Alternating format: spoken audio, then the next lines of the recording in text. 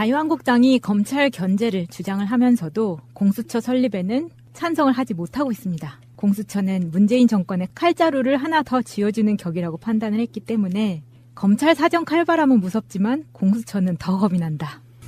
지금 이런 입장인 것 같은데요. 이러지도 못하고 저러지도 못하고 충견도 안 돼, 맹견도 안 돼. 이 말이 표현이 재밌죠. 충견도 안 돼, 맹견도 안 돼. 어쩌라는 건지. 치와와. 그런데 이게 참 얘네들도 자가당착에 빠져가지고 이 논리모순적인 얘기를 계속 뱉어내고 있는데 이게 공수처라고 하는 것은요. 살아있는 권력을 견제하기 위한 거거든요. 그 살아있는 권력에 물론 대통령을 포함해서 검찰도 포함되고요. 다 포함돼요. 국회의원도 포함되고 다 포함되는데 이 살아있는 권력을 견제하고 수사할 수 있는 권한을 주자라고 이야기하는 거에 이렇게 학을 떼는 이유는 얘네들은 나를 수사할까 봐 겁나서 그러는 거예요. 네, 맞아요. 다른 건 없는 것 같아요.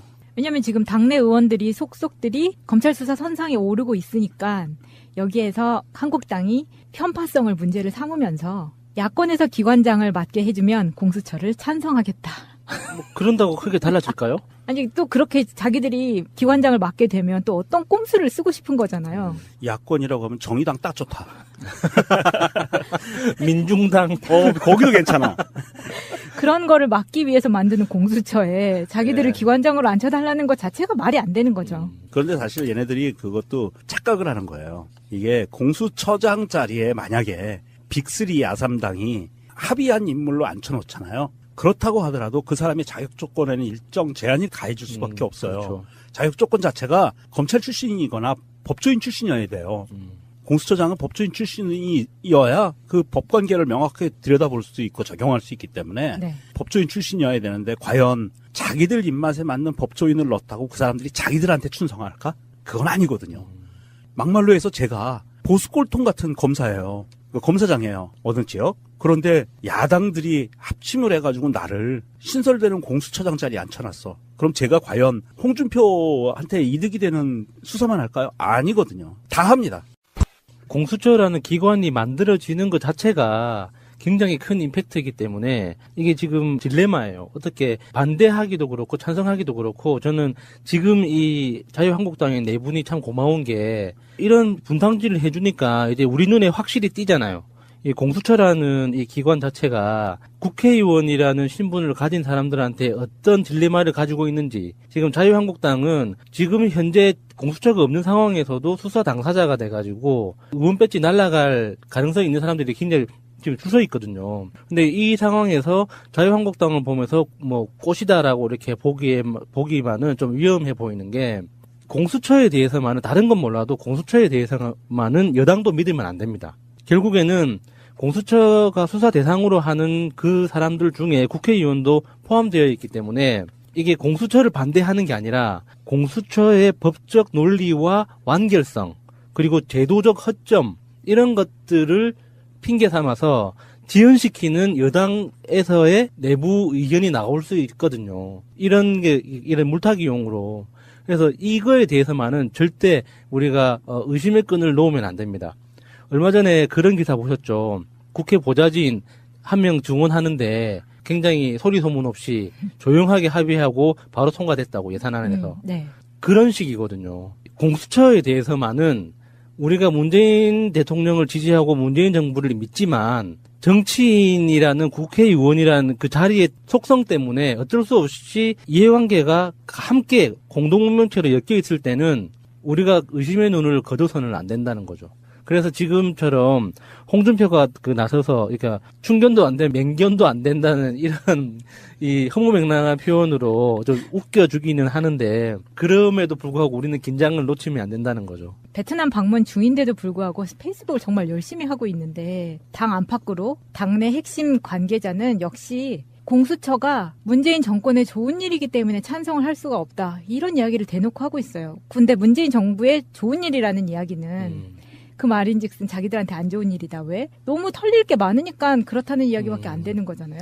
그러니까 기사에서 보면은 이 국회 내부의 어떤 제도적 허점을 드러내지 않고 논란 때문에 계속 지연되고 있다. 공수처 설립에 대한 법안이 지연되고 있다고만 설명이 돼 있는데 사실은 이제 각 상임위에는 소위원회라는 게 있어요. 네. 법안을 다루는 소위원회가 있고 예산을 다루는 소위원회가 있고 그리고 민원을 다루는 소위원회가 있거든요. 그런데 법제사법위원회 같은 경우는 그 상임위원회 자체가 법안을 다루는 거잖아요. 그러니까 1위원회, 2위원회, 3위원회 이런 식으로 있어요.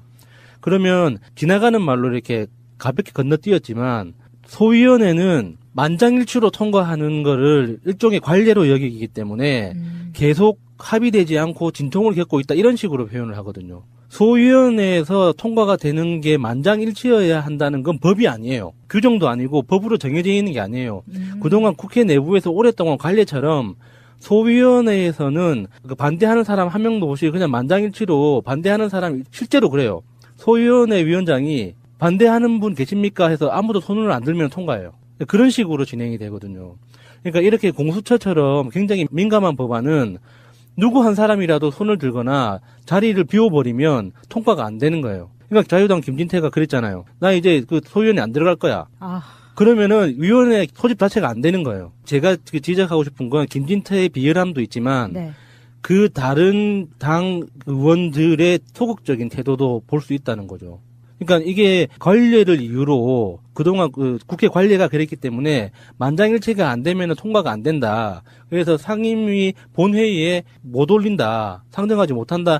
이런 절차 자체를 인정해 주는 것 자체가 맞아요. 그러니까 아무 근거 없는 그동안의 관습적인 관례를 인정한다 하고 있다는 뜻이에요. 그러면서 김진태가 기자들을 만나서 자유한국당은 공수처에 대해 당론으로 반대하고 있으며 더 이상 논의를 하지 않겠다. 안 들어가겠다는 이야기죠. 적폐청산을 좋아하는 정권에 또 다른 칼을 쥐어줄 수는 없다. 적폐청산 안 하겠다는 이야기인가요? 이러면서 공수처는 일단 만들어 놓으면 북한의 국가안전보위부처럼 될 것이다. 라고 주장을 했어요. 북한의 안전보위부는 어떤 역할을 하는 것인가요? 국가안전보위부요? 그런 국가기관이 없어요. 북한에. 뭔가 소설이나 영화에서 본 것 같은데요? 그랬을 거예요. 왜냐하면 국가안전보위부라는 조직은요, 1970년대에 처음 만듭니다. 김일성이. 만들긴 만들어요. 그리고 82년에 국가보위부로 바뀌어요, 이름이. 그러면 김진태가 한창 열심히 학생 운동할 때, 그때 잠깐 있었던 그런 건가 보네요. 그 후에 다시 나와요. 그러니까 90년대 초에 들어서 국가안전보위부로 다시 또 바뀌어요, 이름이. 뭐 이름이 안기부에서 국정원으로 바뀌는 거랑 비슷한 거죠. 비슷해요. 예. 그리고 2016년에는 국가보위성으로 바뀌었어요. 그래서 국가안전보위부라는 조직은 없어요. 그러니까 얘네들 제가 항상 얘기하지만 자유당 애들은 지체 현상이 너무 심해서 옛날에 자기 젊었을 때 기억으로 모든 정치를 하려고 지금 덤비다 보니까 업데이트가 잘 안 돼. 업데이트가 안 돼요. 그래서 21세기에 이런 지체 현상이 계속 벌어지는 거예요. 그래도 이번에 이렇게 김진태가 나서서 홍준표 말고는 지금 전국에서 나서서 짓는 사람이 없었잖아요. 홍준표가 대표적으로 짓고 그 다음에 장제원이 지졌는데 네. 김진태가 이번에 짓는 걸 보면서 정말 이게 겁 많은 사람들이 차례대로 나서서 짓는구나라는 생각을 했어요.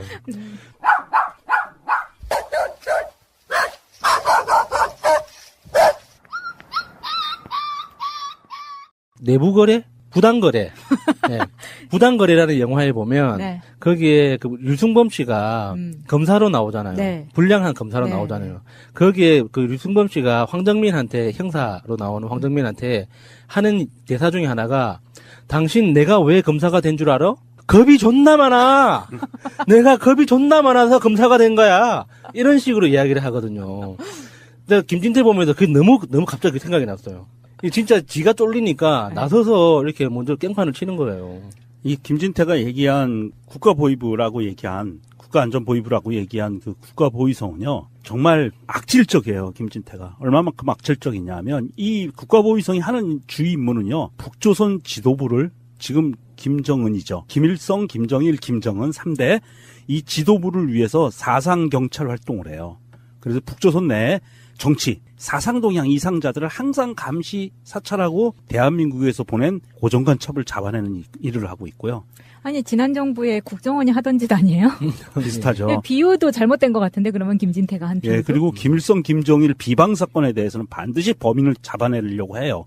이런 애들이고요. 자기들이 만든 법이 있어요. 테러방지법. 이게 국정원을 국가보위부 김진태가 얘기한 국가보위부화 시키기 위한 법이 테러방지법이었어요. 그러니까 자기들이 이렇게 조직을 개판을 쳐놓고 나서 이제 와서 공수처를 국가보위부라고? 그건 말이 안 되죠. 그리고 이 홍준표가 또 얘기하는 게 얼마만큼 황당하냐 하면 홍준표가 페북에 싸지른 글을 보면은요. 이런 글이 있습니다. 공수처에 대한 글을 쓰면서 어느 나라에도 없는 공수처 제도를 도입해서 마치 공수처가 검찰개혁이라고 국민들을 현혹하는 것은 올바른 주장이 아닙니다. 이렇게 썼어요. 말미에. 그런데 이 공수처는요. 전 세계에 있어요. 어느 나라에도 없는 게 아니에요. 공수처라는 이름만 다르지. 그러니까 공수처가 없는 건 맞아. 아니, 한글이 우리나라만 쓰니까 그렇지. 우리나라밖에 없을 거예요. 맞아요. 그래서 공수처라는 제도가 전 세계에 많이 퍼져 있어요. 그중에 유명한 거 몇 개를 얘기하면은요. 홍콩에는 염정공소라는 게 있어요. 그래서 이게 반부패기구입니다. 그래서 이게 행정부로부터 독립된 별도 기관으로 돼 있고요. 행정부 수장이 행정장관에게 직속돼 있어요. 그리고 싱가포르에도 있고요. 싱가포르의 부패행위조사국이라는 게 있어요. 조사국장은 수상이 직접 임명하게 돼 있고요. 보세요. 지금 예를 드는 것들은 대한민국은 국회에서 요거 청문회를 하게 돼 있어요. 공수처장을 국회에서 관여를 할 수 있는 거죠, 자기들이. 그런데 홍콩, 싱가포르 등은 국회가 의미가 없어요. 행정부서의 장이 싱가포르는 총리가 직접 임명해버려요. 그리고 얘네들이 반부패 활동을 하는 거예요. 모든 공직자들을 대상으로 해서 부패 행위를 하는 애들을 수사하고 조사하고 할 수 있는 권한들이 막강한 권한이 있고요. 호주에도 있어요. 호주에 뉴사우스웨일즈주의 반부패위원회라는 게 있고요. 이 반부패위원회도 굉장히 막강한 권한을 갖고 있고 미국에는 여러 가지 소위원회 같은 작은 조직들이 있어요. 뭐 정부윤리처, 특별조사위원실, 윤리 및 조율에 관한 감사관위원회 등 이렇게 부패 관련 기구를 마련하고 있는데 그중에서 연방행정기관에 대한 조사를 담당하고 있는 특별조사위원실이라고 있는데요. 얘네들은 강제수사권과 공소권도 갖고 있어요. 우리가 얘기하는 기소권. 그것도 다 갖고 있어요, 얘네들이. 이렇게 전 세계에도 많은 나라들이 채택을 하고 있는 시스템이에요. 그러니까 고위공직자들의 부패 행위를 엄단하기 위해서 감시하고 조사하고 수사할 수 있는 기관들이 여러 나라를 갖고 있다. 그걸 우리나라도 좀 더 체계적으로 시스템화해서 갖겠다라고 하면서 그래도 처장 임명하는데 청문회 절차를 통해서 너희들한테 일정 권한을 줄게 하고 국회에 그거를 주는 거거든요. 물론 이 법안 발의한 법안에 의하면 그렇게 돼 있어요. 그런 상황인데 이게 전 세계 어디에도 없는 조직을 만들었다. 이런 식으로 홍준표는 또 거짓말을 하고 있고 홍준표, 김진태 이런 애들이 정말 말도 안 되는 날조된 거짓으로 마치 이게 진실인 양 사람들한테 막 내뱉고 있어요. 홍준표도 그렇고 김진태 이 네, 사람도 김진태. 그렇고 뭐 원유철 그리고 몇 명 더 있죠. 지금 혐의가 지금 의심되는 사람들이 십수명 돼요. 예. 십수명. 그 사람들은 아쉽게도 공수처의 수사를 못 받을 거예요. 공수처 간판 달기 전에 아마 구속이 될 수도 있기 때문에 그럴 수 있어요. 예, 공수처의 혜택을 못 보는 사람들이죠. 아, 얼마나 아깝다. 아쉬워요. 공수처가 빨라야 내년 6월 정도나 돼야 네. 가동될 수 있거든요. 그러니까 홍준표도 그렇고 김진태도 그렇고 지금 헛다리 짚는 거예요. 자기들이 지금 아무리 뒤져봤자 자기들하고 공수처하고 아무 상관이 인연이 없어요. 아쉽게도. 이런 건이 있어요. 검찰에서 조사받아서 처벌을 받는다고 하더라도 그 안에 숨겨져 있는 거를 또 공수처가 찾아낼 수 그러니까 있어요. 검찰 수사건이 공수처로 이관될 수는 있죠. 그 우리 예전에 봤던 공수처 권한대로 된다면 그게 이제 고위직들의 그 사건은 공수처로 이관해서 이제 예. 따로 별건 수사를 할 수 있는데 이제 최초에 이제 사진 찍고 이제 들어갈 때는 공수처가 입구가 아닐 수 있다는 거죠. 중앙지검으로. 예. 윤석열 검사장 예, 만나라. 그렇죠. 이 공수처 관련해서는 지금 자유한국당을 제외하고 나머지 4당이 4개의 당이 신속처리 안건으로 지금 상정하기로 했어요. 그래서 이게 신속처리 안건으로 되면 나중에 이제 물론 문제는 있습니다. 뭐냐면 이 4당이 똘똘 뭉쳐서 이게 법안 처리까지 같이 갈 수 있느냐라는 어떤 험난한 길은 남아 있는데 일단 이렇게 4당이 약속을 했고 물론 이게 4당이 대통령 선거 지난 대통령 선거에서 공약 사항이었어요. 공수처가. 그렇기 때문에 이렇게 지금 가고 있는데 자유한국당만 지금 빠진 거죠. 얘네들은 뭐 당연히 대상이 수사 대상이기 때문에 반대할 수밖에 없는 입장이고 아마 빠르면 내년 8월이라고 하는데 좀 봐야 될 것 같아요. 그동안 또 어떤 정치 지형들이 벌어져가지고 난리 뻑대기를 칠지 뭐 여의치 않으면 뭐 정부 법안으로 그냥 확 밀어붙이는 수도 있고. 문재인 정부는 촛불혁명으로 수립된 정부입니다. 많은 개혁 과제 중에서 그 첫 번째가 적폐청산과 검찰개혁입니다. 검찰개혁을 위해서 오랫동안 많은 논의가 있었습니다. 이제 마무리할 때가 되었다고 생각합니다. 공수처는 검찰개혁의 상징입니다. 국회에서도 국민들의 검찰개혁에 대한 여망을 잘 알고 계시기 때문에 여러 의원님들도 공수처 법안을 발의하신 바 있습니다. 대통령님도 지난 시정연설에서 공수처 도입을 간곡히 호소하셨습니다. 이명박 정부 시절에 국정원 심리전단